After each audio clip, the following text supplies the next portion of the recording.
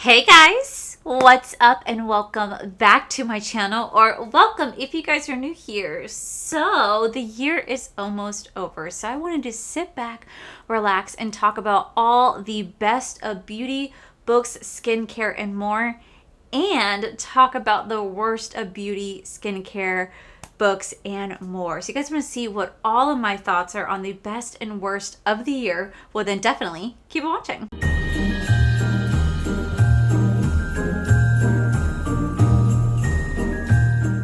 Okay, so typically I like to do these videos separately where I do the best of and the worst of, but I don't know, as of lately, I've really been enjoying filming long form content, like long videos, and you guys seem to really be enjoying them as well, so I thought, why not just put them all in one video? So that is what we're doing here today. Now, if you guys did not know, back in June, I did the best of and the worst of 2023 so far, and I still kind of hold true to those items, and I may have added some items in here, I may have taken some items away, but we're gonna go ahead and dive straight on in. So we're gonna start off with the makeup category. So we're gonna do kind of best of and worst of at the same time. So we're gonna start off with primers. So the best primer of 2023, in my opinion, and it's not really a primer, but like it is the Glow Recipe Strawberry BHA Pore Smooth Blur Drops. You guys have heard me talk about these damn blur drops since I tried it like in, I don't know, February, March is when I tried this.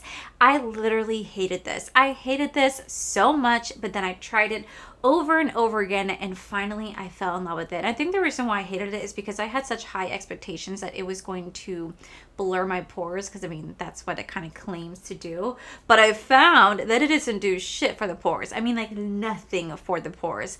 The only thing it does do is allow hate to come onto your content, because like I posted a reel and a TikTok of like my pores up close, and people are mean. I didn't get offended by it because it's just the internet and I just expect it, but people were like, oh my god, girls, you got some moon craters on your face. I'm like, yeah, I told you. But I found that this, like I said, does not work for pores, but my gosh, does it work for oily skin. If you have oily skin, you absolutely need this product because it mattifies your skin like there is no tomorrow. I find that if I put this under any sort of base before my primer, my makeup lasts a lot longer, and it really helps to just mattify and solidify the makeup throughout the day. Now, if you guys don't know, and I'm sure you guys do because I've said this so many times, I'm extremely oily. Like, I am extremely oily. I live in Florida, so it's also really humid here as well. So I have like my oil that I'm dealing with, I have the humidity that I'm dealing with. My skin just gets really, really greasy and oily really fast. So I need to find the best products that work for my oily skin, and I found that this truly is amazing. I'm obsessed. The next product that I absolutely hated, but I gave it another chance, and I'm so glad I did, was the One Size Secure the Sweat Primer. Now, when I first tried this, I found that my foundation was like peeling. It looked horrible on the skin. It was just nasty. I have a whole video where I tried this out. It was just like peeling and cakey, and I was like, what is going on? Freaking horrible. And then I kept giving it a chance, and I found, wow, this actually really does work. So what I do whenever I apply this on, I put this base on first. I put this on and I leave it on for about 5 minutes before I actually go in with my foundation, and I find that my foundation lasts so much longer. Now, is it oily proof? No, because I still get a tiny bit oily, but it definitely helps to make my makeup last super long. Really, really pretty. It doesn't separate the foundation, and I think it pairs very, very well with the Glow Recipe.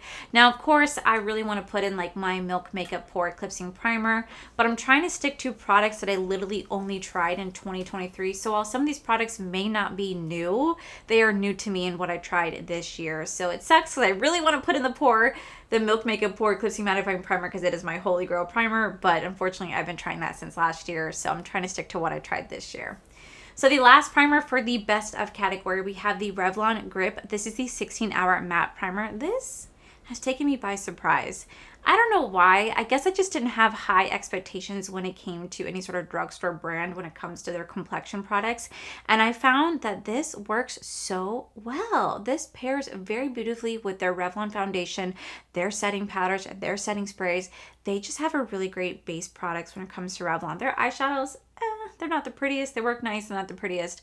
But their base products, they are surprising. This makes my makeup last super freaking long. When I do get a little bit oily, it doesn't separate, it doesn't cake, it doesn't look horrible. I could just, you know, touch it up and it looks great throughout the entire day. I was really impressed with how well this primer held on to, because I didn't have high expectations, but I guess Revlon is just one of those brands that have really taken me by surprise this year. So I was thoroughly impressed with how much I really, really loved this primer. Now moving to the worst primer of 2023. I don't have these products anymore because I did declutter them back in July. But we have the L'Oreal 24-Hour Matte and Pore Primer. I tried these at the beginning of the year and I had such high hopes for these primers.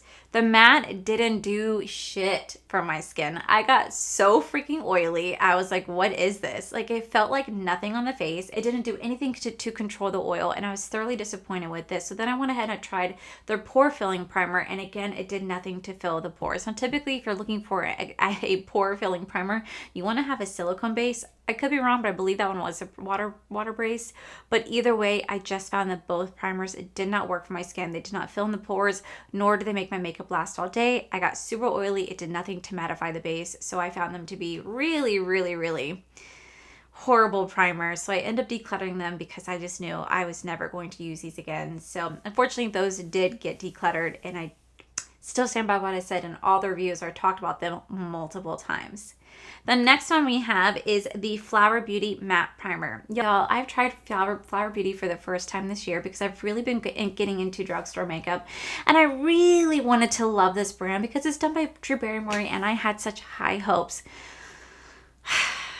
Flower Beauty has disappointed me like no other. I have not found a Flower Beauty product that I genuinely really like besides like one highlighter. Everything else, it's really not that good. Again, when it comes to their matte primer, it did nothing to contain the oil at all. I got super oily. It just felt like nothing when applying, and I had to toss it. I just did not enjoy it in the slightest. And then the last primer we have is the NYX Freezy Primer. There was something about this primer that I really wanted to love because I thought it was like really cool. When you apply it on the face, it had like a really cooling sensation. But then the itching came in. Like every time I applied it on my face, I would get so freaking itchy that all I wanted to do was scratch my face. I didn't get red. I didn't get irritated because I would take it off to look at my skin. I didn't see anything like that. But oh my gosh, it did make my face super freaking itchy. I don't know why. I even would dermaplane my face beforehand. Maybe I was like thinking, okay, maybe my hair's growing in, but that's kind of weird because like I have been dermaplaning my face since 2020 and I've not noticed anything making my face itchy except that one primer. Every time I put it on, I just would get super, super itchy and I just wanted to scratch it off. I found that it did nothing for the makeup. I would get super oily. The foundation would just look okay on it, but the itching, I just truly could not get over the itching. So unfortunately, I did have to declutter it, and I just found that this primer it was not a good primer. So next, moving on to the foundation category, and I'm trying to keep each category a little small because I'm trying not to make this video like 2.5 hours long. There's so much new makeup I tried this year that I really thoroughly did love, but these are the ones that kind of stood out the most to me. So coming in for the best foundation of 2023, it should be no surprise to you guys that I'm going to talk about this foundation right here because this is my holy grail, absolute favorite foundation in the entire world, and it is the Revlon Long Wear Combo to Oily Skin foundation. Y'all, this thing is pretty much almost empty. I am going to go buy another one. It'll be like my third, possibly fourth one I'm purchasing this year. I tried this in January. I had no expectations for it, and oh my god, did I fall in love with this foundation. It's actually what I'm wearing on my face right now. I'm wearing actually the Glow Recipe in the one size on my face right now, followed by the Revlon, and there's just something about this that is just pure magic. Not only does it last all day, I mean like seriously all freaking day, but I barely get oily whenever I wear this foundation. If I get oily, it's just gonna be strictly in my T-zone compared to all over my face how I normally am. It just kind of sticks to my T-zone, and I could just blot it with a blotting paper or touch it up with setting powder, and it does not separate the foundation at all. It goes back to looking how it once did. It is a beautiful, beautiful, beautiful foundation, and not only is it amazing if you have oily skin, but they also have a normal to dry skin version of this as well. And I've talked to people who have dry skin, and they They also love this foundation as well. They said it's super glowy. It lasts them all day. It doesn't dry them out. And I really, really love that this is just a very universally loved foundation. So I definitely recommend, out of all the products I'm going to talk about in this video, if you have oily skin, please go try this. It truly is such a beautiful, beautiful foundation.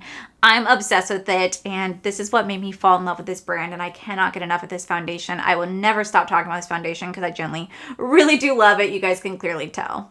Up next, a foundation that really took me by surprise because I've hated every other product from this brand, but we have this Smashbox Always On foundation. I don't know what it is about this foundation, but I really freaking love this. It goes on with like a natural to radiant finish, and it gives you like a soft, subtle glow, but whenever I use mattifying products on this, it just looks really beautiful, and my skin looks super healthy, has a slight glow to it, and it lasts me for a very long time. I do get oily with this, but when I get oily, it's more like a glow oil than like a grease oil, where you could tell she's slightly oily, but it just doesn't look bad, if that makes any sense. It doesn't separate on the nose or on the nooks and crannies where a lot of my foundation tends to separate. It just lasts very beautifully. I was surprised with how much I really enjoyed this foundation.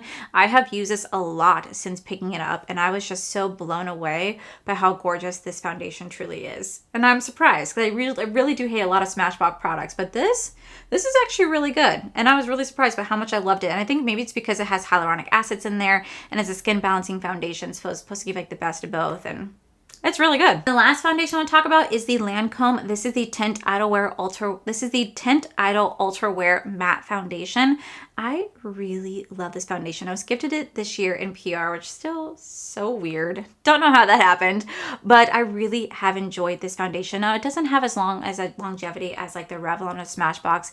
Probably about 6 to 7 hours into wearing this foundation, I do get pretty oily, but I still think it looks beautiful beforehand. And now I did wear this in one of my photo shoots for Ofra because I really wanted to have like a nice even tan. This runs just a little bit cooler on me.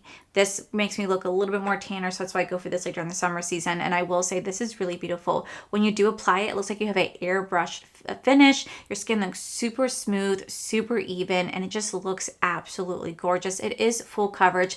I wish it had a longer longevity to it because like I said, about 6 to 7 hours in. I am pretty oily, but I still really, really, really do love this foundation. The way that it applies, this is something that I would wear for something that I want to have like a nice elegant look on, or a nighttime date night with my husband. Would this be the foundation that I'm definitely going to go for? Moving on to the worst foundations, we have the Maybelline 24-Hour Hybrid Powder Foundation.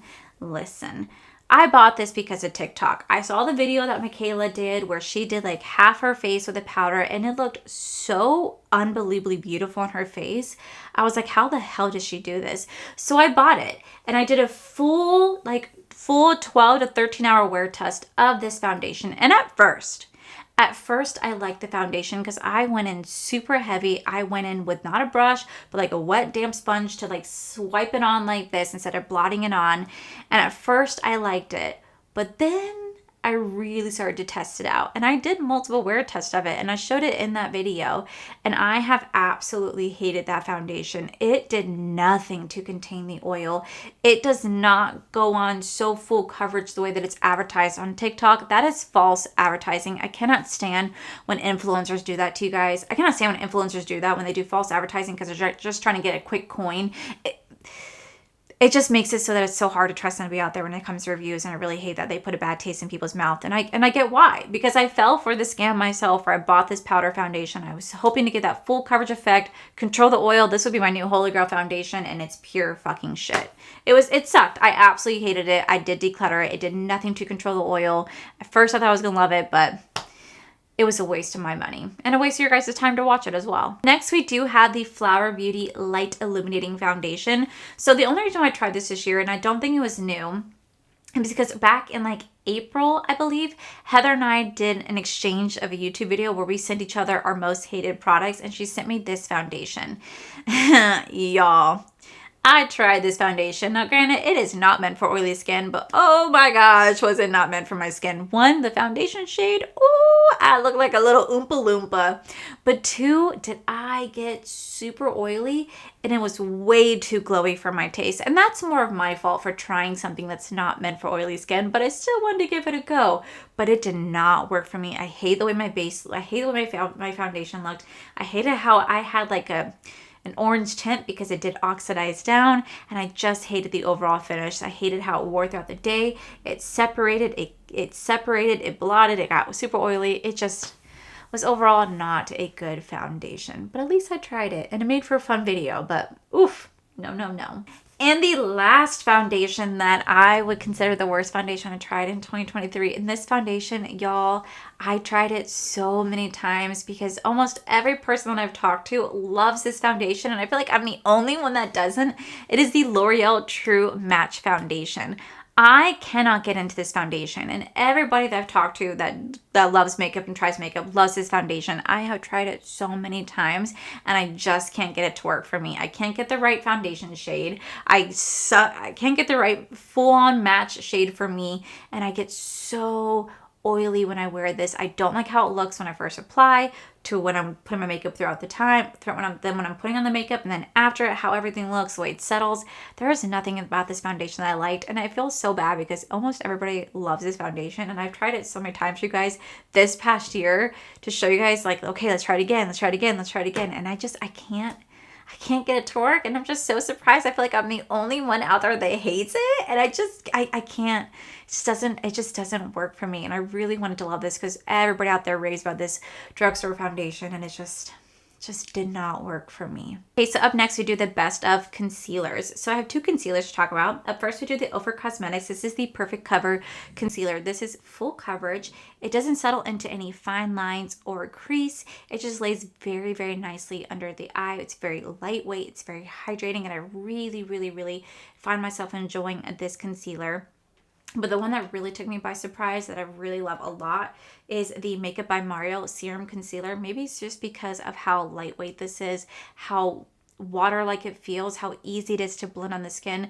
I have been using this almost every single day. I can't get enough of how amazing this concealer is. And if you guys don't know, I've pretty much say it a lot. Concealer is my least favorite makeup product out of all the categories. I don't really care for a lot of concealer. When I find one that I love, I tend to stick to it, and that has been this one. So at first it was the Ofra, then I switched over to the Makeup by Mario. This is absolutely fantastic.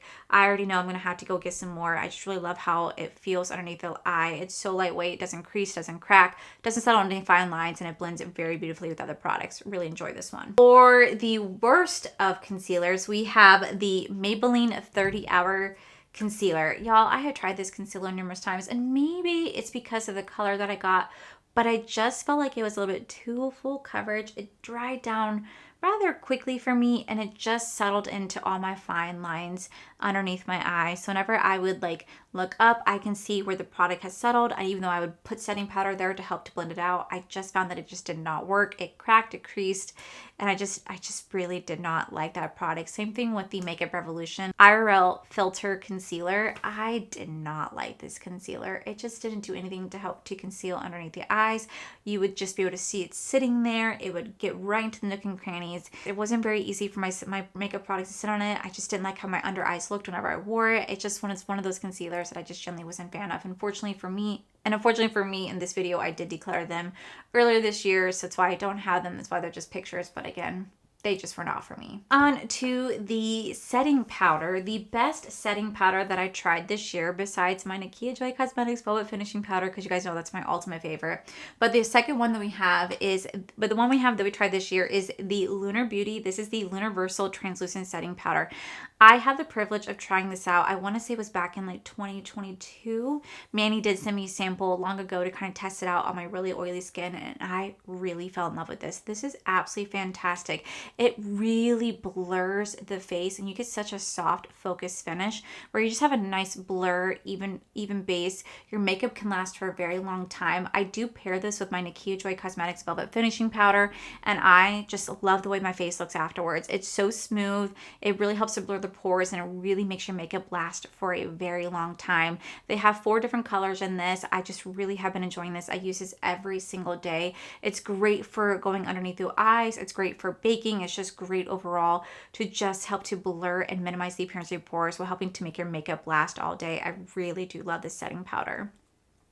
The next setting powder that I surprisingly really love, and I'm surprised I love it because like it does have a little bit of glitter into it, but it is the Givenchy. This is the Mini Prism Loose Powder. I picked this up during the Sephora Rouge Shale, and I really do enjoy this. Now I have the shade shade 2 Satin Blanc, and I will say this is really pretty. It smells, God, it smells incredible. It really does smell incredible. But what I really like about this is just how soft and blurred my face looks. Yes, it has like microfine glitter in it, so you can really see the sparkle, which is unfortunate for me because I guess it's the only one that has that. But I really just like how smooth and effortless my makeup looks. It almost looks like it looks almost airbrushed whenever I do wear it. It does help to lock in the makeup. I'm surprised. I probably can go about 7 to 8 hours before I start to get oily when I just wear this powder, but I just really have been enjoying this, so it's why it's ranked the best of, because I keep going back to it. I love the way my face looks when I wear this. Moving on to the worst of. So I have 2 worst powders. The first one is the CoverGirl Loose Powder. Y'all, this powder, I don't know what was in it, but like one, it was supposed to be translucent, but it was like not. It's like translucent light. So it definitely did add a bit of tint to my skin. It kind of added a little bit too much color, but then it didn't also do anything to make my makeup last all day. My makeup would always look really splotchy and look really weird whenever I put a powder product on top of that setting powder. It just like would pick up the foundation. Then not to mention, it would like whenever I open it up, these little balls would form and they would just like start to bounce around in the tin. I don't know what that was. Like, why is it balling up and why is it moving? I don't know, but I really hated that setting powder. I made it very clear to you guys a couple months ago. I did declutter it, thankfully. There's something about it that I just did not like at all. It just did nothing for the face, and it was just very weird. Very weird. And the second one we have is the Refi. This is the water-based setting powder. So like it came in this like little gray container, and you dip your powder in, you dip like your makeup sponge or your powder puff, and it would go onto the skin, and it felt like water on the face. I did not like it. One, I did not like the sensation, but 2, I just felt like, it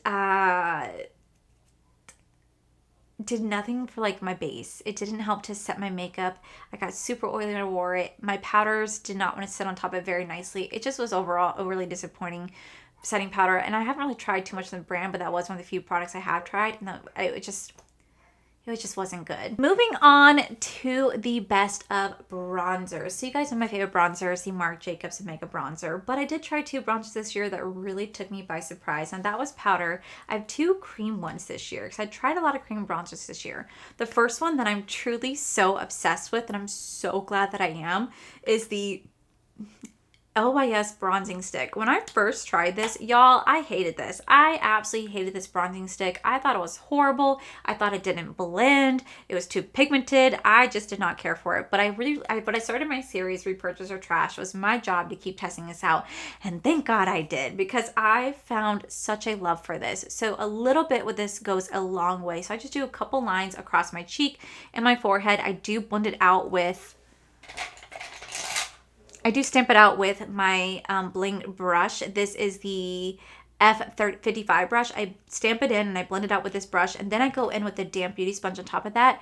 The way that this just melts, I mean, it just like melts into the skin. It is so unbelievably beautiful, so creamy, and it has the perfect pigmentation that I don't even need to go back over with the powder bronzer if I don't want to. I love the way that my makeup looks with this. It does not separate. It does not separate the foundation, break it apart. It is so long lasting. It is just freaking gorgeous. I can't get over how gorgeous this is. And I almost got rid of this because I hated it at first, and then I was like, you know what, let me try this again, and I'm so glad I did. The second bronzer that I absolutely love that I tried this year is the e.l.f. Putty Bronzer right here. I really enjoyed this bronzer. So I go in with my F55 brush from Bling Brushes. I tap it in here and I just start to slightly buff it into the skin, and then once again I go over it with my damp beauty sponge. The way that this also just melts into the skin and just gives me the perfect like bronze look.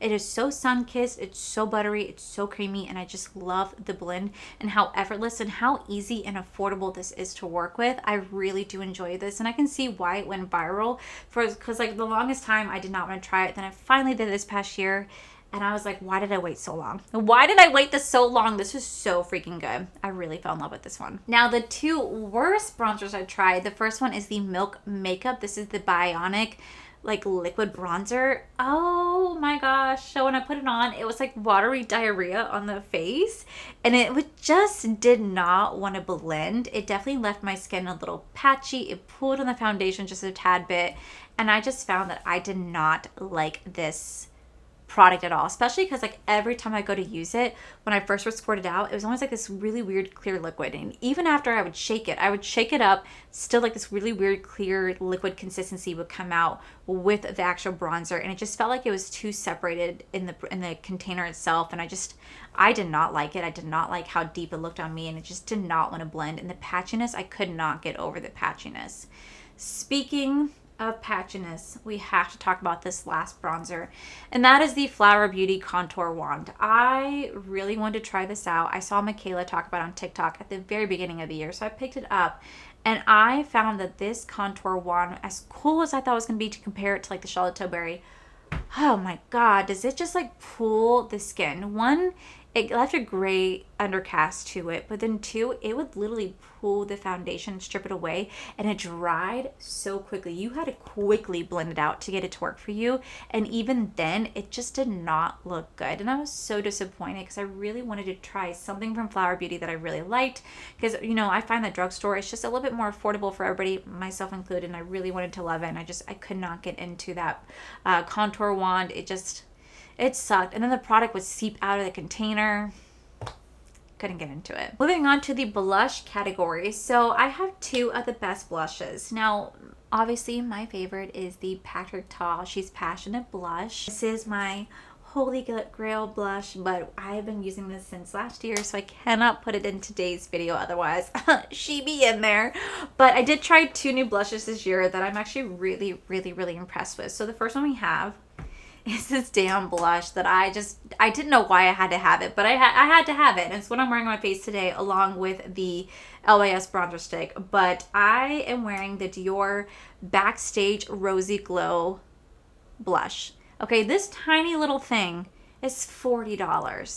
$40. And for some reason, I thought I have to have it because I had a FOMO. I had fear of missing out, that I was missing out on something great. I picked it up, I tried it, and I was like, this is really, really pretty. And then I forget about it because I go back to my favorite blush, or I try other blushes, and then I would see this in my collection. I'd be like, oh my god, why do I have this again? It's $40. I never use it. I try it again, going, damn it, it's so pretty. This is why I have it. And I would just forget about it until like the last couple months. I've really been forcing myself to use this a lot more. It's what I'm wearing right now. I'm actually wearing it with a different blush, so I am kind of doing two right now, so I'll tell you about it in just a second.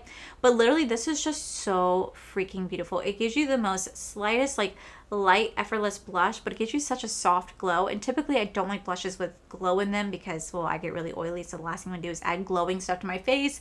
But this just works so well. It just melts into your powder. It just blends very effortlessly. It gives you a little bit of pigment, but you can build it up. You can have it very soft and subtle. It's completely up to you. This is absolutely fantastic, and it's at the point now where I know they have other colors that I actually want to go pick up some other colors because I really do love the formula. I can see why it's so expensive for a tiny little thing, but honestly, it's worth it. This next product, I was really surprised because you guys know I really don't like a lot of liquid blushes just because, I don't know, I find them intimidating. But I picked this up during the Sephora sale, and then I fell in love with it, and my amazing friend Betty Jean did give me the full size. But we do have the Rare Beauty. This is the Hope liquid blush. It's what I'm wearing right now. I put this on as my underbase and I set it on top with the Dior powder. I love this combination. It's just that beautiful like peachy glow that I think is really pretty, and it kind of gives me the vibes of my She's Passionate blush. Like, this to me looks a very similar combination of these two together. Like, it is just a beautiful combination. I love the way that this Rare Beauty Hope just like blends out. It's like a peachy look. It blends out so softly. It has a nice subtle glow to it because it is a dewy finish. And I just absolutely am obsessed with this blush. I have been using it nonstop, and I'm very grateful that Betty gave me the full size of this because I did have the mini size that I was using the crap out of. And now I have this, and it truly is such a beautiful blush. And I'm definitely going to be purchasing this again when I run out because it's gorgeous. For the worst blushes I tried, the first one we have is the blusher made by Mitchell. I found that to be too pigmented, It was not the easiest to work with. I would put it on the skin and I just felt like the pigmentation was just so strong that when I tried to blend it out, it was just way too powerful. Just way too bam in your face, there's a blush. And I just found it not to be the easiest blush to work with. I'm already intimidated by liquid blush. So for me to try that out really kind of took me by surprise with how pigmented and not as blendable as it should be. And it definitely had a little bit of like illumination to it. So it definitely had a little bit of radiance to it. So I was a little bit glowy when wearing it. I just didn't like how it settled on the face. I didn't like how it was not really easy for me to work with. And I just really didn't like it how pigmented it was. I know that a lot of people out there love pigmented products, which is great. But for someone like me who is kind of intimidated, I know a little bit should go a long way. But even like one dot, and it was just like, it was just too much. Then we have the Hello Halo blush slash highlighter like product from Wet n Wild. This was horrible. It was horrible. It had no pigmentation to it whatsoever. It was a really weird texture in a sense that I would put it on as hard as I could and I still could not get the blush to show up at all. And the blush had like a highlighter to it. Like it was a illuminating blusher, I guess, where it would just look like a really rosy highlight, and I just could not get any sort of pigmentation out of it whatsoever. I tried my hardest to dig in there. Unfortunately, I tried my hardest to dig in there. I did declutter it because I just could not get into it. It just did not work for me whatsoever. Moving on to highlighters. So I have two highlighters that I tried this year. One I tried a long time ago and I really loved it, but I brought it back again this year and I cannot stop using it. But it is the ColourPop Flexterian Super Shock Highlighter. This is so freaking good. So freaking good. I did top this on top of the other highlighter I'm going to talk about. This is absolutely gorgeous. It is so creamy and buttery. This is my second one. The highlight that this gives is just incredible. So easy to work with, super affordable. It gives you the most amazing glow where it's like a nice like wet looking feel to it, where it's not that glitter based. I don't really like glittery highlighters, but this just goes on so effortless. And I know that I tried this in previous years. This was my favorite highlighter long ago, but then I stopped using it because I found other highlighters like the Jaclyn Cosmetics Ice Highlighter that I used for the longest time. And I still really love that highlighter, but it's not new. But I didn't really start picking this up again until this year. So I'm going to kind of count it again this year because I haven't started using it until this year. So we're going to count this one. Next, we have the Rare Beauty. This is the Positive Light Silky Touch Highlighter. I finally got this for the first time this year. I know this launched last year, but I could never get my hands on it because it completely sold out. It had been sold out for the longest time. I finally found it. I have the shade Exhilarate. It's what I'm wearing on my face right now with just a tad touch of a ColourPop on top. And I will say this is absolutely beautiful. It is so glowy and radiant. It just glides on very, very effortlessly onto the skin. And it can just give you that nice, like subtle glow where like when you turn the light hits it, it's like a nice gleam. Very beautiful. I can see why this has been sold out for the longest time. I cannot stop using it. I think it's absolutely gorgeous. And I was told by you guys to be cautious though, because I was told that if I drop it, it's going to shatter, which is really sad. So I really hope I don't break it, but it's gorgeous. And then for the worst highlighters I tried, so we have the Flower Beauty highlighter wand. I, again, wanted to love this product and I just couldn't get into it. It barely gave you a glow, and when I turned face on the camera, I had a gray cast in my cheek. It did not blend. It did not give me glow. It just, like held onto the product. It would lift up my foundation. It just was not a good product, unfortunately, and I really wanted to enjoy it, but it was not good. Same thing with the e.l.f. Halo Glow highlighter wand. I don't know, and maybe this is my fault because I didn't really care for the contour, the blush, or the highlighter wand. The highlighter wand was like my most favorite out of all three, but at the end of the day, they still kind of weren't that great. The glow that they would give you is very, very subtle. You barely had any pigmentation to it. You had to really work to build up the highlighter, which I did not like, and I didn't like how it, again, would give me a great cast, and I just felt like those overall kind of dropped the ball. I feel like e.l.f. kind of dropped the ball when it came to those three products. I know some people out there love them, but the ones that I tried, I just didn't like them. I didn't think they were good. Next, we have brows. I tried two new brow products this year that I really loved, and the first one being the Winky Lux. This is the Unibrow. Y'all, I love this. This is so easy. On one side, you have the very micro thin pencil. This makes it so easy to kind of line your brows and then fill them in. But I also like the fact that it has a spoolie with it too. So it's really easy to just take it and brush the hairs up and work it in. I really, really, really love this. I love that I can sit here and just go into all the sparse spots in my eyebrow and just like line this right here and then start to softly fill it in. Really beautiful product. And then I also really, really love the Benefit Goof Proof Brow Powder.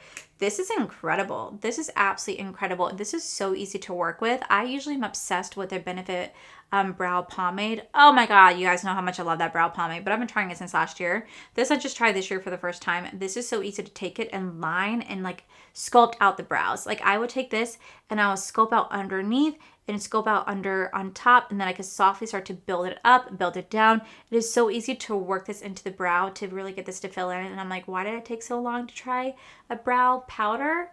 Benefit did the best job with this. This is truly such a beautiful, beautiful product. And then of course, I use my Benefit Gimme Brow or my Benefit 24-Hour Brow Setter, but those are not new. I've been obsessed with those for years. It's the only products I pretty much wear is Benefit products when it comes to brows. I freaking love them. But yes, I was thoroughly impressed with how amazing this was. Now, when it came to the brow products I think is the worst of the year, it should be no surprise we're going to talk about the NYX Brow Glue. Y'all, I did not like this brow glue every time I try it, and I tried it quite a bit. It just felt like I was taking Elmer glue, putting in my brows, and they would stick up like I was in a perpetual state of shock, and I looked like a hairy werewolf went at you, like, you know what I mean? It was scary. It was so scary. And so many of you guys are so back and forth in my comment section with how to apply it. You're like, Allie, apply it first, then fill in your brows. No, Allie, fill in your brows, then apply it. Like, it was just back and forth, 50-50 if you guys, 50% said apply it first, 50% said apply it second. I tried both multiple times and I just cannot get these products to work for me. I just don't think the fluffy brow is my thing. Maybe it's because I already have thick brows as it is. It just does not look good on me. My brow hair never wants to fully dry down. I can never get it to fill in. It is just a whole freaking mess, and I did not like that brow glue at all. Same thing with the Refi brow glue. I got that in a Sephora advent calendar. I was so excited to try that, and again, it is like taking Elmer's glue stick and just putting on my brows and just calling it a day. That one also, my brows kind of like white and flaky. They didn't want to dry down, and any sort of product I tried putting on top after it did dry down would not even show up. It was very disappointing, and I just think that brow glue just is not for me, and that's okay. It's just not for me. For mascara, for the best of mascara, you guys know how much I love my Ofra HD Volumizing Mascara, but I think I've been talking about it since last year, so I don't think it's okay to include that in today's category, otherwise I would. But the one I did try is the ColourPop Level Up Lengthening Mascara. Now, I like to take this mascara, I mix it with the Essence I Love Crazy Volume Mascara, and I also add the Benefit Their Real Magnet Mascara. But again, the Benefit Their Real Magnet Mascara is one of my absolute favorites as well. But again, that's not new. I've been trying it for so long, so that's why it's not included today. But I really was impressed with how much I loved this mascara. This just does a really great job at helping to lift the lashes and add such beautiful length to them. They really help to lift and length, and I just really love how this works, and it just pairs so beautifully with other mascaras. I don't like to just wear one mascara by itself. I do like to mix and match. Same thing with my lips, and I just find that this pairs so beautifully with other mascaras. It's so soft on the lash. It's just a gorgeous, gorgeous formula, and I will absolutely be repurchasing this whenever I do empty it out. Just like I also really am obsessed with the Essence I Love Crazy Volume Mascara. Now, this one did get decluttered only because I ran out. Now, the wand on it is very spiky, and if you stab your eye, it does hurt, but there's something about this mascara that really does just give you amazing volume. It like literally cloaks onto every single lash, lifts them, separates them, and it just looks absolutely beautiful. It is waterproof, so it really helps to hold the shape, and I was really surprised by how much I loved that mascara when paired with the ColourPop and with the Benefit Their Real Magnet Mascara. Beautiful, beautiful, beautiful, beautiful combination. One of my favorites. For the worst mascara that I tried this year, we have the Milani Tubing Mascara. Oh, I hated this mascara. It was just so wet. It was so wet that every time I put it on, the mascara would just like run onto my eyeshadow, and it was very difficult to clean up because it would stain my eyeshadow. I could not get my lashes to lift. They would separate, but to like a chunky like spider legs, and they were so wet they would never dry down. I could have it sitting there for 10 minutes and my lashes would still be wet, and I'm like, why? What is in this? It was a horrible mascara. I tried it so many times. You know, I remember I rated it worst in my worst of June of 2023. Heather and I did it for a full face of makeup that we hated. I just did not like that Tubby mascara. I just found the formula to be way too wet to really do anything to the lashes except clump them together and just have like a nice wet shine to it that never dries. Absolutely horrible. Just like I did not like the L'Oreal Telescopic Lift mascara. This mascara caused a whole drama this year. It caused Lashgate 2023, where we found out that Michaela, well, she does false advertising, and it went viral. I tried it out. One, I just felt that it was a little too spiky, so it does hurt the lashes. And two, it just did not give the lift and volume. And so many people out there loved it, which is absolutely fantastic. But for me, I just didn't like the formula on my lash. I felt that when it lifted, but separated my lashes, kind of like clunked together. But then my lashes would slowly start to fall forward, and they wouldn't actually hold the shape of being nice and curled and volumized. Even if I did put on a primer beforehand, curl my lashes beforehand, it just did not separate and lift the lashes. It just lifted them, but to make them go straight, I didn't like it. Moving on to palettes. Wow, I didn't realize that this was going to be a long video. So the best palettes of the year, I'm only going to talk about 3 of them because I just did ranking all the palettes that I tried in 2023. So I did 97 palettes is what I ranked. So you guys want to see my true thoughts on like my top 10, definitely go head over and watch that video. I'll have a link down below, but I'll talk about my top 3. So for the best palettes we tried this year, the one that I'm wearing on my eyes today is the Natasha Denona. This is the Yucca palette. I'm actually wearing this on my eyes today.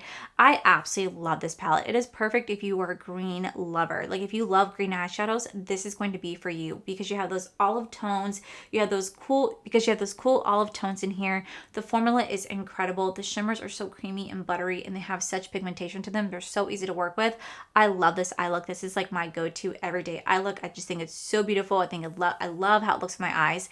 The only thing I didn't like about this palette is the smell, because it did have a little bit of a yucky smell to it, but I just love the formula way too much. So I did rank this as my number 3 top palette of the year, and I still stand by it. It is absolutely gorgeous, and I love doing this eye look. It's so simple. I just take the shade right here, and I mix it with this shade and this shade. Just those 3 shades.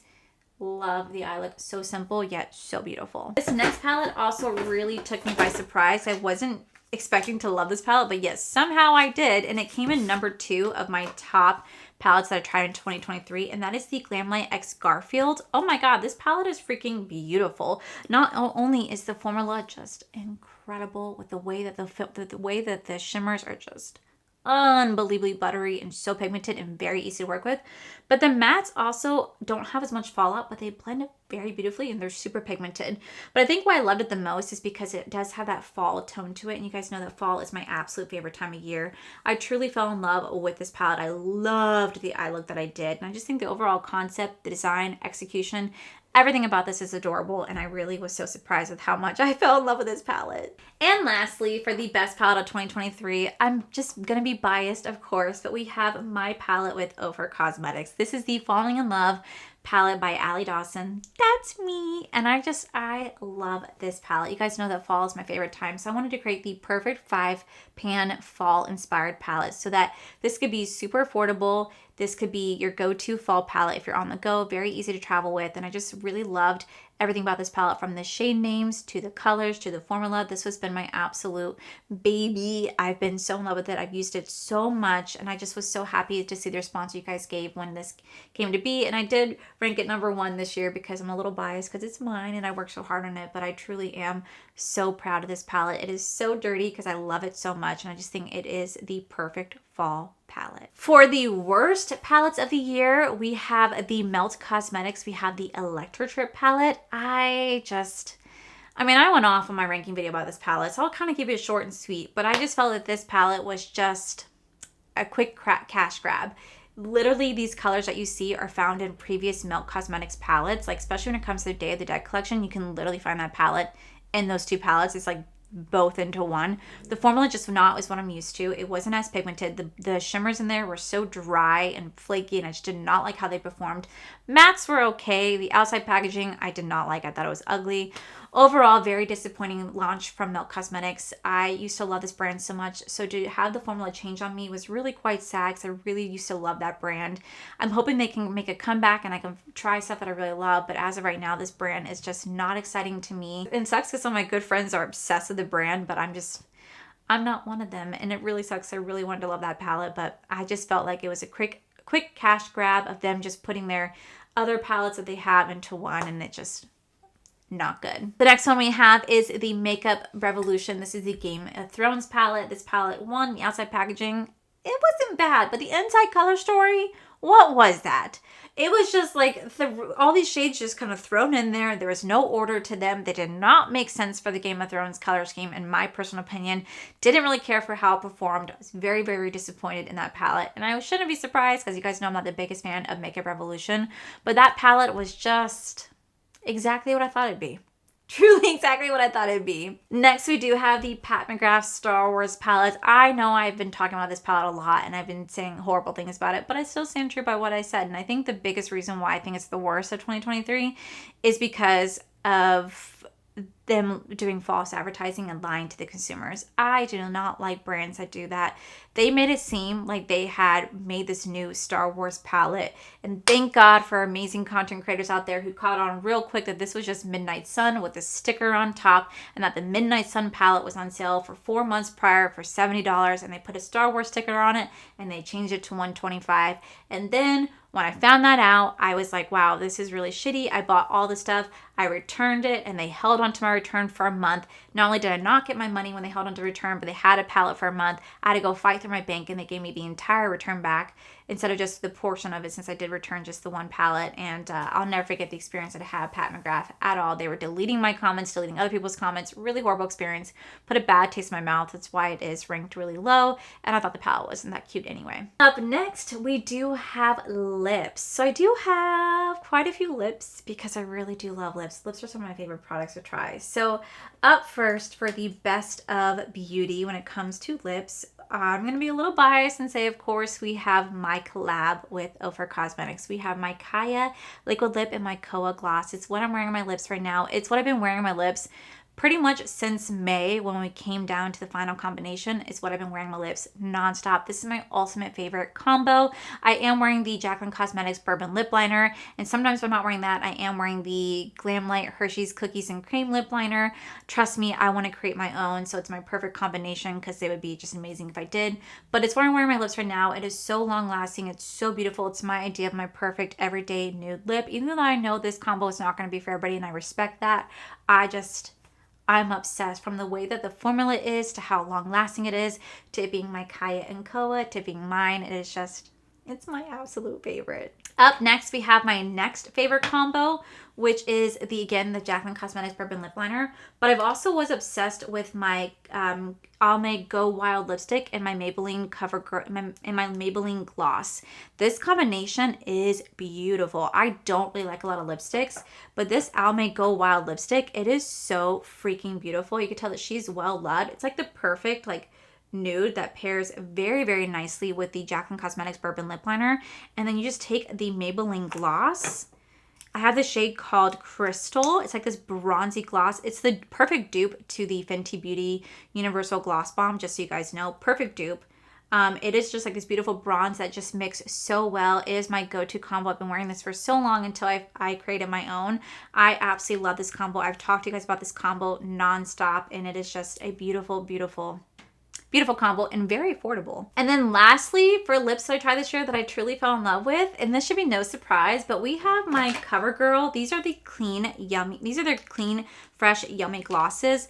Y'all, I am obsessed. I literally have more sitting in my drawer, in my nightstand, in my purse. I am obsessed. I think my favorite one actually comes down to my Strawberry, because this has just a beautiful right little pink tip, that right little reddish tint that makes your lips just look soft, soft, pink, and subtle.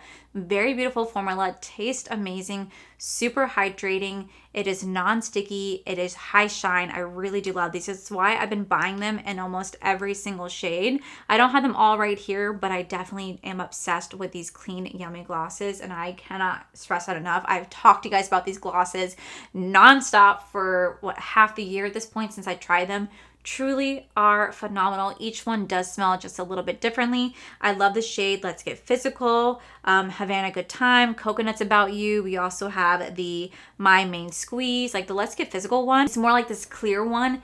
Absolutely gorgeous. Will I go buy the rest of this? Yes. Will I keep stocking up on this? Yes. Truly freaking amazing. For the worst of lips, we have the Rare Beauty. This is the tinted lip oil. This I don't like it. Like when you first put it on, it's a very beautiful color. Like I think this color is absolutely beautiful, exactly what I go for. But it feels way too weird on the lips. It feels like you're just putting on water that does not want to dry down. I don't know what it is about this lip oil. I played with so many different lip oils this year, like, you know, Blend Bunny. We have I played with like Blend Bunny. We have my Jean-Luc Cosmetics. Like we have so many different lip oils I tried this year, and I just thought that this would be such a pretty lip oil. It's pretty, but it does not want to dry down. It feels like water. It budges. It doesn't stay. It was the weirdest lip product I tried. I really just want to love this, and I can't. I can't like the fact that it just feels too wet, and if you could feel it sitting on there, and it just feels like water, like a cooling water. It's the oddest sensation I've ever felt. Next we do the Fenty Beauty. It is the Fenty Icon Velvet Liquid Lipstick. I had the shade MVP, and it was a beautiful color. Really beautiful color. I got it around Super Bowl weekend, and oh my gosh, it has to be in the worst of beauty because I'm not kidding. I've had it less than a year, and it smells like freaking fish. It smells like rotting fish, and I don't understand why. This is the second time I've had a Fenty Beauty red liquid lipstick in particular smell like fish. And I thought maybe I'm just crazy. But then I asked my group of beauty influencers, and they smell their products, and they say they smell the exact same thing. If you look online, it says, why does Fenty Beauty smell like fish? There's something about their red lip products that just does not sit well, does not last long. I don't know, but I've never experienced that in my life. Coming across a red lip that is just going to smell like fish over time, it is the oddest thing. I really wanted to love the color because the way that I really wanted to love it because the way that it dries down is truly so beautiful. It feels like suede on the lips. I couldn't get over the smell. So I did have to declutter that one. And last one I have is the Maybelline. It is the Super Stay MAC Ink Liquid Lipstick. This dries down like there's no tomorrow. It feels like a Sahara Desert butthole. It's just sitting on your lips. It gets cracky. It just like sits there, and it's just the most uncomfortable sensation. Way too drying in my opinion. Pretty color, but I could not get over how my lips felt, and it just took forever to scrub off. Like that bitch was not going anywhere. She's like, oh, we are super stay here, and they did not want to go anywhere. I struggled to get the lip off, so unfortunately that one did have to get decluttered because I just was not a fan. Now when it comes to setting sprays, I don't really have a setting spray that I think is the worst, but I do really love my Milk Makeup Pore Eclipsing Mattifying Setting Spray. The only thing I don't like about this is that the sprayer does kind of like look good at first, but you have to like really spray this from far away because the stream on this just becomes condensed and it just like sprays hard into your face. But it is great for making your makeup last all day. And then I also have my One Size Until Dawn waterproof setting spray. This is truly iconic. I don't think I tried it this, I didn't try this year. I tried it last year, fell in love with it, but again, this would definitely be the best of. Okay, so before we move on to skincare, I do have one makeup tool I want to talk about, and that is brushes. So I tried two different brushes this year that I'm obsessed with. First, we do have the Royal Enchantment from Blinged Brushes. I absolutely love these beautiful brushes. They are like a nice little icy lavender. They just recently launched. If you guys use code Allie, you guys can save 20% off, and I just really love Bling brushes. You guys know I love them. I've loved them for years, and I think this is an overall beautiful brush set. Such a beautiful color. I think it complements her other colors very nicely. And lastly, I do want to talk about Singe Beauty. So my beautiful friend Angelica Nickfish just launched her own brand this year called Singe Beauty, and I got to try her eye brushes when they first launched. I want to say, I think it was like May or so. She launched these amazing eye brushes, and let me tell y'all, I am obsessed with her eye brushes. I have pretty much been using these in almost every single video that you guys see me use these. I have used these nonstop. These are some of the best eye brushes that I've ever had. ever tried. Not only are the bristles so incredibly soft, but the way that they blend eyeshadow is just so damn incredible. I love the way that these apply. These are so pretty, they're so pretty, they work beautifully. I love the color, and I think Angelica did a really good job when coming out with brushes. She also just launched brand new brushes. She launched a face brush set right here along with a powder puff and a sponge, but I haven't had a chance to try these yet, which I'm so excited to because I'm sitting down tomorrow to actually try these out. But she actually launched face brushes. Now, I know her and I know her quality. If her eye brushes are this amazing, I know for a fact that her face brushes are gonna be just as good. Now, I'm not the biggest fan of face brushes. You guys know I do prefer sponges and powder puffs more than anything, but she did create so many different face brushes for so many different things. But I just know the quality is going to be amazing because I'm truly obsessed with the eye brushes. I can't get enough of these amazing eye brushes, which she is bringing back in stock, by the way. She is restocking these. Truly incredible.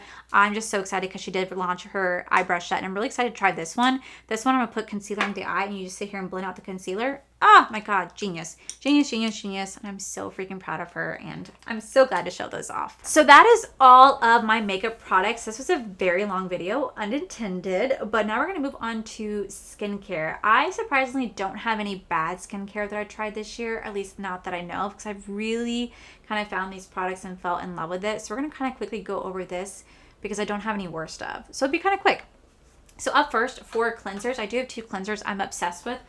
The first one is the La Roche-Posay. This is the Purifying Foaming Cleanser. This is amazing for oily skin. You guys can find this over at Target. This is my second bottle. I keep this in my showers. This is my shower cleanser. Whenever I go like wash my face after filming, I use this. But if I'm just like waking up in the morning or I am just not having a full face, I use my other cleanser. This is truly great if you have oily skin. This really helps to purify your skin. It's very soft and very gentle, especially if you have sensitive skin, and it's meant for oily skin, which I really, really do appreciate. When it comes to this brand, they have products geared for both oily and they have products geared for both dry, and you guys can find this at Target, and it's actually super affordable. The next cleanser that I'm super obsessed with, and this is the second one that I'm getting this year, it is the Elemis Clarifying Clay Wash. This is amazing if you have large pores like myself. This really helps to get into your pores, clean out all the debris and impurities, and helps make your face super soft, very, very, very cleansed. Not to mention, it smells truly incredible. I'm obsessed with how this smells. It has been some of the best cleanser that I've tried. I usually, like I said, I keep this on my sink, that I keep this in my bathroom. My husband uses this, I use this. It is truly fantastic. It's the second one that I've had this year. For serums in the morning, I'm truly obsessed with the Glow Recipe. This is the Plum Plump Hyaluronic Serum. I wear this every morning. Surprisingly enough, this is my second bottle because of the fact that like I do get super oily. I try to stay as hydrated as possible because even though I get really oily, you want to stay super moisturized to try to help your skin not produce as much oil. This gives me such amazing, amazing hydration. So I do wear this in the morning, and then only in the morning, because I do have a different nighttime regimen, but I love this product. It's great for adding a deep hydration into the skin and really helping your makeup last you all day with giving you like a nice healthy glow.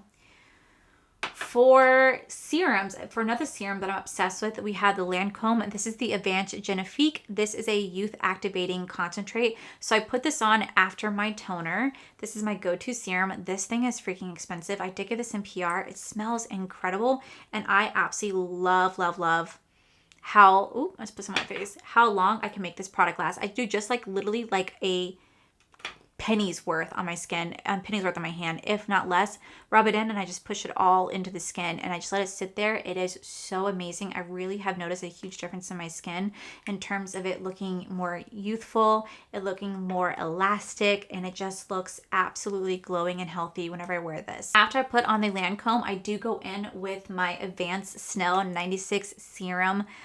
This is the Mucin Power Serum. This is going to help to bring the skin to, this helps the skin to lose less moisturizer while keeping the skin looking juicy and healthy. If you guys don't know, a long, long time ago, I used to use a brand called like Darla something, and it was a Snell based brand. So all the products were from Snell Serums and Snell Secrets.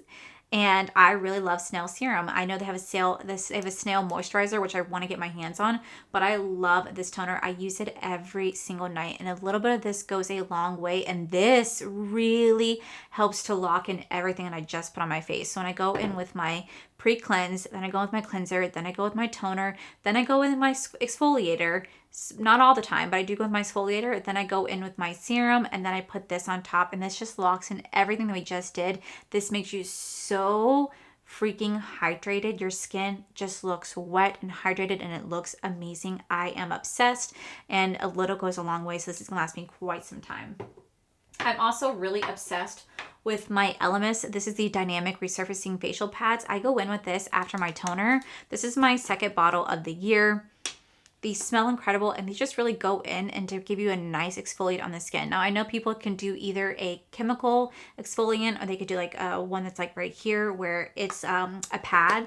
I like having the pad because whenever I go in with my pre-cleanse and my cleanser, I go in with my toner, and after my toner, if I still see there's a little bit leftover makeup, I do go in with my exfoliating pads, and this makes sure it gets into, this literally will clean up anything left over that I have, any sort of last bit of foundation that I have clinging on to like my microfine hair. It will remove all the dirts and impurity. This will take off whatever last bit of mascara or brow product I have left, eyeliner. This is truly incredible. This is my second one I've had this year, and I truly am obsessed. And then for moisturizers. Now you guys know that I love my I love my Shiseido Wasu Clear Mega Hydrating Gel Moisturizer, but they did discontinue that. And then I'm also obsessed with my Charlotte Tilbury Magic Cream, but I have not tried that this year. But that's not new. I've tried that, I think, since last year, the year before. I really do love the Charlotte Tilbury Magic Cream. Truly phenomenal. But there are two moisturizers that I tried this year that I really do love. The first being the Murad. This is the Hydrodynamic Ultimate Moisturizer. Now, I only wear this one at night because this is super hydrating. And if I put on too many hydrating products in the morning, I will get oily. But this really does a great job. It just literally moisturizing the heck out of my face, making my face look so wet and glowy. And then when I wake up in the morning, my skin has absorbed it all. Very, very beautiful. I love the way this feels, love the way this smells, and I just really do enjoy this product. The same thing with my Elemis. This is my Elemis Pro Collagen Meringue Cream. I just finished this out. Like literally, I just finished this product out. So there's literally nothing left to it. This is the second one that I've had this year. I am going to go purchase another one. I love the way this smells. I love that it's like a clear moisturizer.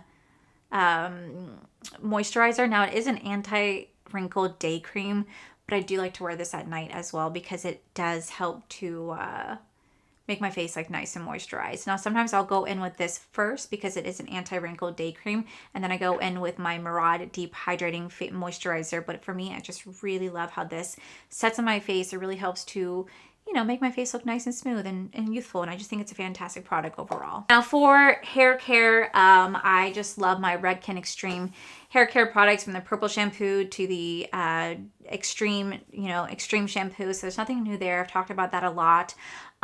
Same thing with dry shampoo. You guys know I love my Living Proof dry shampoo. I talk about that a lot, so that's why I'm not showing that today. But I do have some fragrances. There are some fragrances that I've tried this year. I do have some Lancome fragrances that I really do love, but these three fragrances in particular, I am obsessed with. So up first, I'm going to go buy the full bottle. We have the K. Allie. This is the Eden Juicy Apple fragrance. Oh my God.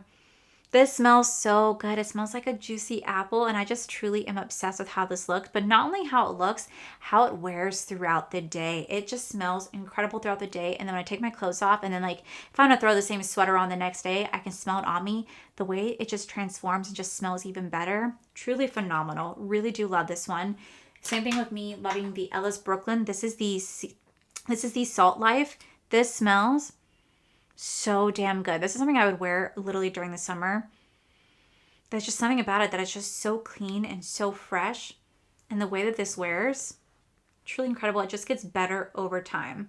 Oh my God, I'm obsessed with this one. I am obsessed. And lastly, I have this fragrance I just picked up from Anthropologie. It is called the Wildflower Bergamot perfume. It's like $30. I picked this up when I went to Disney Springs with Betty Jean and Zane. This smells so incredible. This kind of reminds me of Marc Jacobs Daisy perfume, but it's so much more affordable. I love this. I love this perfume. I've been wearing it a lot recently. I love how this wears throughout the day. I just smell so good, so sexy, so feminine, and I smell like Marc Jacobs Daisy perfume. I really do love that one. Now, a lot of other perfumes I did try this year that I smelt in my Sephora sampler, a lot of them had rose bases, and I realized that I do not like a rose scented perfume because to me it sounds like an old lady, and I'm not a fan. So last but not least, we have books. We have books. Now, I did not get to read as many books this year as I really wanted to because, well, I don't know why. I just had a lot going on this year, so I didn't get to read as much. So my goal next year is to read a lot more. And I want to let you guys know, because a lot of you guys seem to really enjoy my book content. I'm definitely going to be doing a lot of more book content, but I think I'm going to do my book content over on my Florida Life channel. That's going to become more of like my book/gaming content channel, just so you guys know. Definitely was still like Disney vlogs and everything in between, but I think I really want to focus on books and gaming on that channel. So while I'm going to show books today, and you guys are still going to see books featured on my channel here, it'd be more heavily focused over there. So the books that I definitely think are the best of the best books I've tried this year are the following. We do have the entire Court of Thorn and Roses series. This is the ACOTAR series. Now, I started reading this back in the summer, and oh my God, did I fall in love with this. I fell in love with this so hard because I started off with the book, A Court of Thorn and Roses, and this is the first one in the book, and this just enters you into the world of Feyre and how she is a human being kidnapped going into the fairy world or the Fey world. And this first book reminds me of Beauty and the Beast. It definitely does remind you of Beauty and the Beast. There are spicy/smutty scenes in the book. There are adventures and challenges in the books that she has to overcome. You get to see her be a weak little human that has survived all on her own, being absolutely dirt poor, to be putting to the ultimate test in the name of love. And you get to see her evolution from this tiny little frail girl to this just powerhouse of a woman. And it is just such a beautiful story. The way that it's written is just incredible. The smut scenes are very well executed. The love scenes are very well executed. It just really pulls at your heart.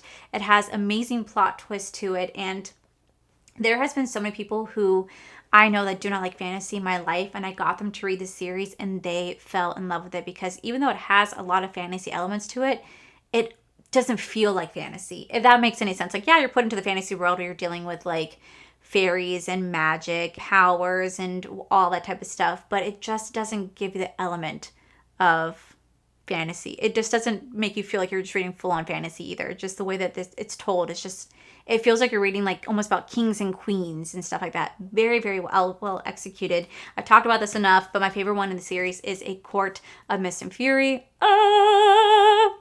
The best, truly the best. So I definitely recommend, if you guys get a chance, to read the entire ACOTAR series. This is all over Big Book Talk. Everybody's obsessed. I read these books so quickly. This kind of what got me this was what kind of got me out of my reading slump, because last year I read the entire After series. And let me tell you, that After series, it is like trash, but trash that you can't walk away from. It felt like when I finished the 5-book series, which were like 600 to 700 pages each, by the way, it felt like I just left a very abusive relationship, but I was obsessed with it at the same time. Like, I had some traumatic experience. I love the After series. I thought it was pure trash though. Like, these two characters I freaking hated, but I couldn't get enough of it. You know what I mean? Like, when you're just like, it's like reality trash TV, but you just are obsessed with it. That's how I was with the After series, but I needed a break because that was just a little bit too much for me.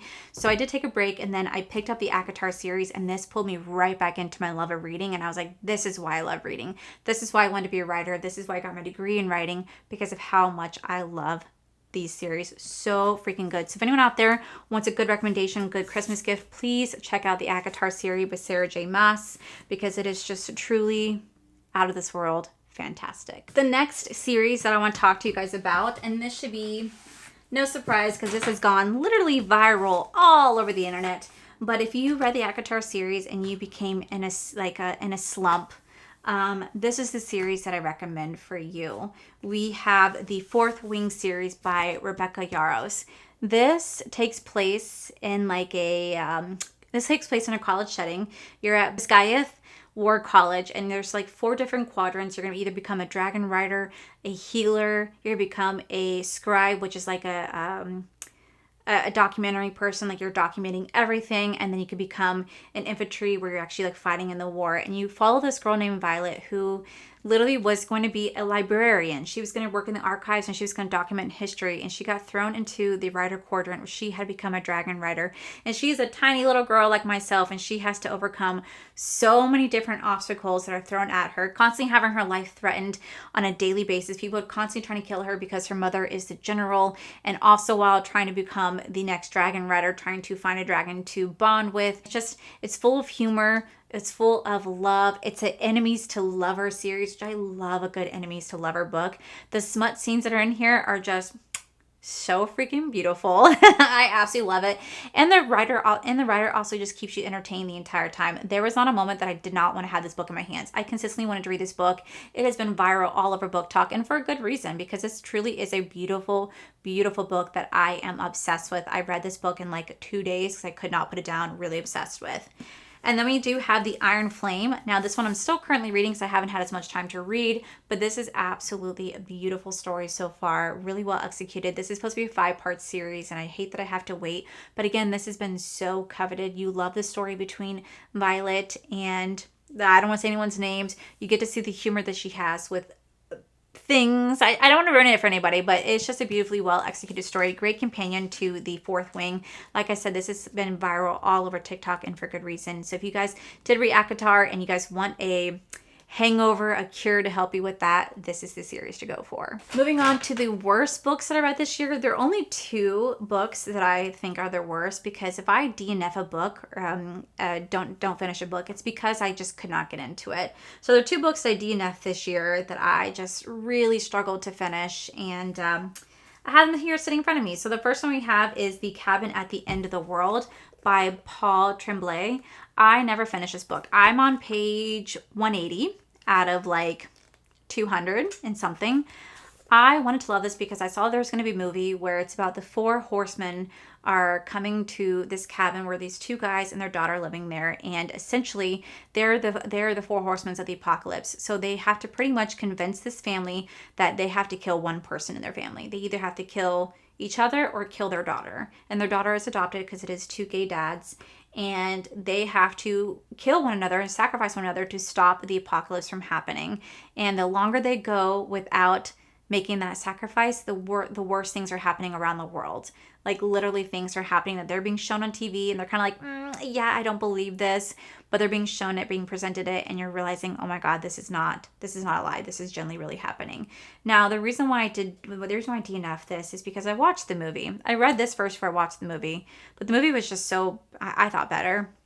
The reason why I DNF'd this is because the writing I just could not get into. The author just kind of rambled on and on and on and just gave too many description about things I just did not think was relevant. What I found to be really weird too is that it's told from 3 different perspectives. It's told from the 2 different dads' perspective, and then finally by the little girl's perspective. But like the little girl's perspective is written as an adult. If you're going to talk about her and her perspective, you should talk from like a 9-year-old girl's perspective. She is talking like she's freaking 35, and it just doesn't make sense to me. It takes too long to actually get to the heart of the story, to the action to start happening, to things start happening between each other. It takes way too long. I could not get into it. So unfortunately, I did DNF this book because I found it to be too boring, too slow paced, didn't get to the heart of the story. So I did DNF, and I watched the movie, and I have no regrets. The last one is the Pen Pal book. This is by Dathan Archerback. And I saw this because of TikTok, and Betty and I were so excited because we saw it together, and I sent her that TikTok. This girl named Mercedes sold me on this book, said it's supposed to be super scary and stuff like that. So I started to read this, and at first you're like, okay, this kid's having a really weird dream. Maybe it has to deal with ghosts haunting him. And then it just doesn't. This book is told in the past, but while happening in the future. Like you're being given stories from this person's childhood as an adult, but telling you from a childhood's perspective, and being told things that are just so irrelevant to the story. Like I find irrelevant to the story, like learning about him as a 5-year-old and things he went through as a 5-year-old. And like, what does that have to do with the story? It didn't make sense to me at all. And I thought it was going to be a horror book, and it's essentially not a horror book. Betty ended up telling me what ended up happening in this book, and I'm so glad I DNF'd this because I just found it to be so boring. I could not get into the first like 150 pages that I read. I was like, what is going on?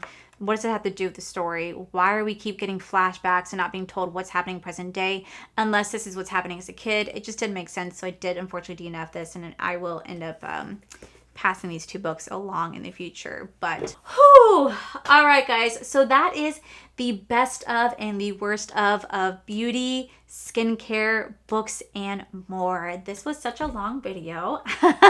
I did not intend it to be as long, but like I said, I wanted to do the best of and the worst of together because I like watching long form videos because I usually put it on when I'm cooking, cleaning, driving. Like I just love listening to long form videos. So I thought you guys might like the same thing too, but these are all the products I tried this year that I really do love and really did not like. So let me know what you guys think of these below. What was your best product you guys tried? What was the worst? Let me know. But that is it for today's video, guys. If you guys enjoyed today's video, please make sure you guys give this video a cheeky thumbs up.